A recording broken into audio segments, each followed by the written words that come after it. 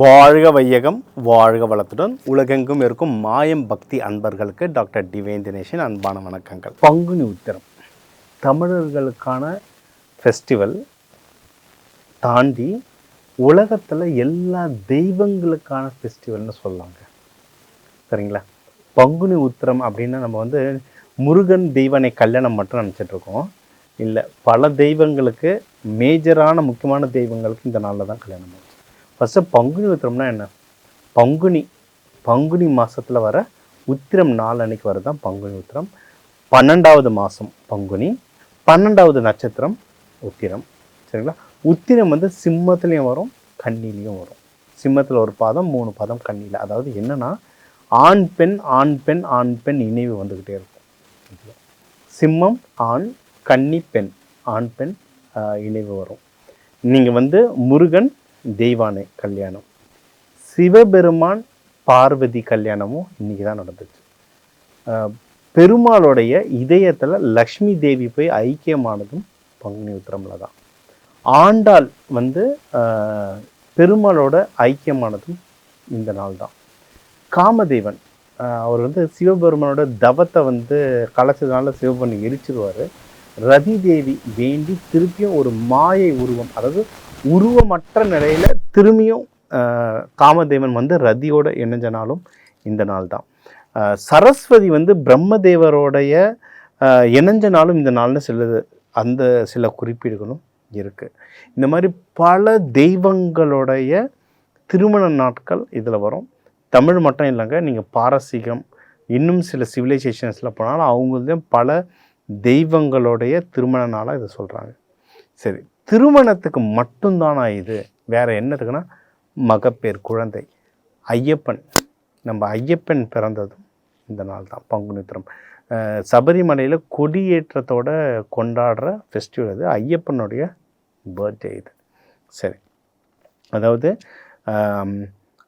அப்பா புள்ள சிவபெருமான் கல்யாணம் நடந்ததும் சரி, முருகன் கல்யாணம் நடந்ததும் சரி, இதுதான் நம்ம மெயினாக முருகனுக்கு பார்ப்போம். ஏன்னா தமிழ் கடவுள், நம்ம முருகனுக்கு பார்ப்போம். முருகனுக்கு ஏன் இந்த நாளில் கல்யாணம் அப்படின்னா நம்ம எல்லாருக்குமே தெரிஞ்சது தான். முருகன் அசுரவதம், சூரபத்மனை அழிக்கிறதுக்காக பிறந்த ஒரு கடவுள். ஏன்னா சூரபத்மன் வரம் வாங்கியிருக்காரு, சிவபெருமானுடைய பிள்ளையால் மட்டும்தான் எனக்கு அழிவு இருக்குது அப்படின்னு சொல்லிட்டு.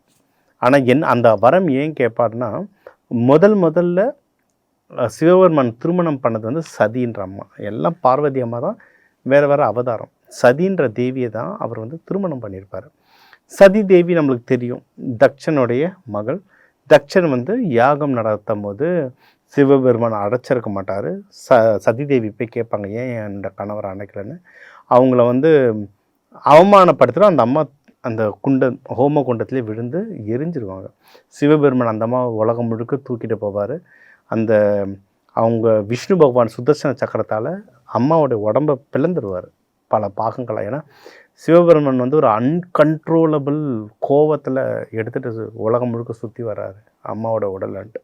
அந்த அம்மாவோடைய உடல் விழுந்த இடம் தான் சக்தி பீடங்கள். நம்ம அந்த சக்தி பீடங்கள் பற்றி நிறைய இதே சேனலில் பேச போகிறோம். ஓகே, அதுக்கப்புறம் என்னாச்சு? அம்மாவோட உடல் பல துண்டுகளாக போயிடுச்சு, அங்கங்கே விழுந்துருச்சு. காமாக்கியா பல கோவில்கள் இருக்குது. சிவபெருமன் அதுக்கப்புறம் தவத்தில் போயிடுவார், ரொம்ப ஆழ்ந்த தவத்தில் போயிடுவார். பல ஆயிரம் வருஷம் தவத்தில் இருந்தார் அப்படின்றாங்க. அப்போ தான் சூரபத்மன் அவர் வரம் பெற்று, அவர் என்ன வரம் பெற்றாரு? எனக்கு சாகா வரம் கேட்குறாரு. சாகா வரம் கிடையாது அப்படின்றாங்க. அப்போ அவர் என்ன யோசிக்கிறாருன்னா, சிவபெருமான் சதிதேவி மறைஞ்சதுக்கப்புறம் அவர் ஃபுல் தவத்தில் இருக்கார், அவர் எழுந்து வரமாட்டார். அப்போது இவர் மூலயமா இவர் இன்னொரு கல்யாணம் பண்ண போகிறதில்ல. அப்போது இவர் புள்ள நம்மளை கொல்லுவார்னு வரம் கேட்டால் நம்மளை யாரும் கொல்றதுக்கு ஆள் இல்லை. லாஜிக் புரிஞ்சுக்கோங்க. பலாயிரம் வருஷமாக தவத்தில் இருக்கார் சிவபெருமான், அவர் அப்படியே இருக்க போகிறாருன்னு நினச்சிட்டு இருக்காங்க நிறைய பேர். அதனால் இவர் என்ன சொல்லிப்பார், சிவபெருமானுக்கு ஒரு புள்ள பிறந்தா அந்த புள்ள தான் என்னை கொல்ல முடியும், வேறு யாராலையும் கொல்ல முடியாதுன்னு வரம் வாங்கியிருப்பார். வரமும் கொடுத்தாச்சு. சிவபெருமான் போய் திருப்பி தவத்தில் இருக்கார். இவருடைய ஆட்டம், இங்கே சூரபத்மனுடைய ஆட்டம் பயங்கரமாக வளருது. சூரபத்மன்றவன் ஒரு சாதாரண ஆள் இல்லைங்க, அண்ட சராசரத்தையும் ஆண்டவன். ஏன்னா பல அண்டங்களை ஆண்டவர் சிவபெருமான். சரிங்களா? பல அண்டங்களுக்கு தூது போகிறவர் நாரதர். பல அண்டங்களை பார்த்துக்கிறவர் விஷ்ணு. இவங்களுக்கெல்லாம் அப்புறம் ஒரு மானுட பிறவி யார் அந்த அண்டத்தை ஆண்டாங்கன்னா சூரபத்மன். சூரபத்மன் பற்றி நம்ம நிறைய டீட்டெயில்டாக இன்டர்வியூஸ் கொடுத்துருக்கோம். அப்பேற்பட்ட சூரபத்மன் இப்போ எல்லாம் ஒரு அண்டமும் பிடிக்கிறோம், உலகத்தை பிடிக்கிறது இல்லை, பல உலகங்களை பிடிச்சிட்டு வராது. தேவலோகம் எல்லாமே அவர் கண்ட்ரோலில் போயிடுச்சு. இப்போ தேவர்கள்லேருந்து எல்லாரும் கதறாங்க, விஷ்ணுகிட்ட போய் கதறாங்க. இப்போ சூரபத்மன் ஒரு அன்கண்ட்ரோலபிள் வளர்ச்சியில் இருக்கார். எங்கள் பதவியெல்லாம் போயிடுச்சு, நாங்கள் கஷ்டப்படுறோம், காப்பாற்றுங்கன்னு. விஷ்ணு என்ன சொல்லிட்டார், சூரபத்மன் வரம் வாங்கியாச்சு. சிவபெருமானுடைய என்ன சொல்கிறது, சிவபெருமானுக்கு மகனாக இருக்கிற ஒரு கையால் தான் அடிவுன்னு சொல்லிட்டு நானே உள்ளே இறங்க முடியாது. இப்போ ஒரே வழி, சதி தேவி திருப்பி அடுத்த பிறவி எடுத்து வரணும், குழந்தை, முக்கியமாக குழந்தை வர்றதுக்காக அப்படின்ட்டு. அப்போ தான் பார்வதி அம்மா அடுத்த ஜனனமாக வராங்க. அடுத்த பிரிவில் ஹிமாவன், அதாவது இமயமலைகளுடைய அரசன், அவருடைய மகளாக வராங்க. ஷீலா அப்படின்னா மலை, ஷீலா புத்திர மலையோட மகள் வராங்க பார்வதி அம்மா. ஸோ பார்வதி அம்மாவை அவர் கல்யாணம் பண்ண, இப்போ பார்வதி அம்மாவும் தவா இருக்காங்க, நான் சிவபெருமானை கல்யாணம் பண்ணணும் அப்படின்னு சொல்லிட்டு அவங்க அந்த கரெக்டான ஏஜுக்கு வந்துட்டாங்க, 17 வயதுக்கு வந்துட்டாங்க. இப்போ இவரை எழுப்ப முடியல. என்ன ஆகுது அப்படின்னா, காமதேவனை விட்டு அனுப்புகிறாங்க. சிவபெருமான் ரொம்ப நாளாக தவத்தில் இருக்கார். பார்வதி அம்மா இப்போ பார்வதி அம்மாவும் வெயிட்டிங்கில் இருக்காங்க. இவர் முடிச்சுட்டு வந்தால் தான் அடுத்து குழந்தை வர்றதுக்குன்னு. அப்போ தான் காமதேவன் போயிட்டு அம்பு விட்டுறாரு. நீங்கள் சிவபெருமன் கண்ணை திறந்து பார்க்கும்போது நெற்றிக்கண்ணிலேருந்து நெருப்பால் காமதேவன் எரிஞ்சிடுறாரு. எரிஞ்சிட்ட பிறக்கும் ரதி திருப்பி அவர் தவத்துக்கு போய்டுறாரு. திருப்பி ரதி காமதேவனோட ஒய்ஃப் கதறாங்க, என் ஹஸ்பண்ட் வரணும் எனக்கு திருப்பின்னு. மற்றவங்களும் எல்லோரும் என்ன சொல்கிறாங்க, ஐயா நீங்கள் தவத்தில் இருக்கீங்க, காமதேவன் இல்லைன்னா வேறு யாருக்கும் ஆசைன்றது வராது, உலகத்திலே ஜனனம் நடக்காது. உங்கள் மூலிமா ஒரு குழந்தை வரணும்னு இவர் செஞ்ச சேட்டைக்கு உலகத்திலேயே குழந்தை இல்லாமல் பண்ணுறீங்க போல, இவர் திரும்பி வரணுன்னும் போது திருப்பியும் காமதேவனை திருப்பி உயிர் பெற்று வர வைக்கிறார். ஆனால் உடம்பு இல்லை, மாயையா. அதனால தான் இன்றைக்கி நம்மளுக்கு ஆசை, மாயை, காமம் இது எல்லாமே உருவமற்றதாக இருக்குது. ஏன்னா அவர் உருவமற்றதாக எழுந்து வந்தார். அவர் திருப்பியும் காமதேவன் உருவமற்றதாக எழுந்து வந்த ரதி அம்மாவோடு சேர்ந்த நாளும் இந்த பங்குனி உத்திரம் நாள் தான். சரி, சிவபெருமானை முடிச்சுக்கிட்டாரு. சிவபெருமானுக்கும் சொல்கிறாங்க, ஐயா நீங்கள் வரம் கொடுத்தாச்சு, சூரபத்மன் சேட்டாங்க தாங்க முடியல, இப்போ பார்வதி அம்மா நீங்கள் உங்களுடைய மனைவி சதி தான் திருவியம் பார்வதி அம்மா வந்திருக்காங்க, நீங்கள் இப்போ ஒன்று சேர்ந்தே ஆகணும், நமக்கு ஒரு குழந்தை வரம் வேண்டும் அப்படின்னு சொல்கிறாங்க. பார்வதி தேவியை பார்க்குறாரு, ஆமாம் இதுதான் என் சதி, திருப்பியும் கல்யாணம் பண்ணுறாங்க. அதுக்கப்புறமும் குழந்தை பிறக்குது. அதாவது இங்கே நிறைய பேர் நம்ம சொல்கிறோம் அஸ்ட்ராலஜி எவ்வளவு பழசு, உண்மையா பொய்யான்லாம் அது சொல்லுவாங்க. முருகன் இந்த நட்சத்திரத்தில் பிறக்கணும், விசாகத்தில் பிறக்கணும், கார்த்திகை பெண்களால் வளர்க்கப்படணும், இதெல்லாம் இந்த நேரத்தில் வந்தால் தான் சூரபத்மனை அழிக்க முடியும்ன்ட்டுலாம் குறித்து கொடுப்பாங்க தேவர்கள். அவள் பார்த்துக்கோங்க அஸ்ட்ராலஜி எவ்வளோ பழசுன்னு. நிறைய பேர் நம்ம முருகர் தமிழ் கடவுள் மூத்த கடவுள்ன்றோம், ஆனால் முருகன் பிறக்கிறதுக்கே அஸ்ட்ராலஜி பார்த்துருக்காங்க. முருகன் போர் செய்யும் போது, சூரபத்மனை போர் செய்யும் போது பஞ்சபட்சி பார்த்து கொடுத்துருக்காங்க. எந்த நேரத்தில் அவன் மேலே வேல், எந்த நேரத்தில் வேல் விடணும் அப்படின்றதெல்லாம் குறித்து கொடுத்துருக்காங்க பஞ்சபக்ஷி மூலயமா. அதனால் அஸ்ட்ராலஜி அவ்வளோ பழசுங்க, சரிங்களா? அதனால் சாதாரண விஷயம் இல்லை. ஸோ இப்போ முருகரும் அவதரிக்கணும். முருகர் அவதரிச்சிட்டார். அவர் நெற்றிக்கண்ணிலேருந்து வந்தவர், சிவபெருமானோட நெற்றிக்கண்ணிலேருந்து வந்தவர். அவருடைய அனல் தாங்க முடியாமல் பார்வதி தேவி அவரை ஆற்றுல விடுவாங்க, கங்கை ஆறு கொண்டு போகும், சரவண பொய்கையில் விடும், கார்த்திகை பெண்கள் எடுத்து வளர்ப்பாங்க. அதனால தான் அவருக்கு கார்த்திகேயன்னு ஒரு பேர் இருக்குது.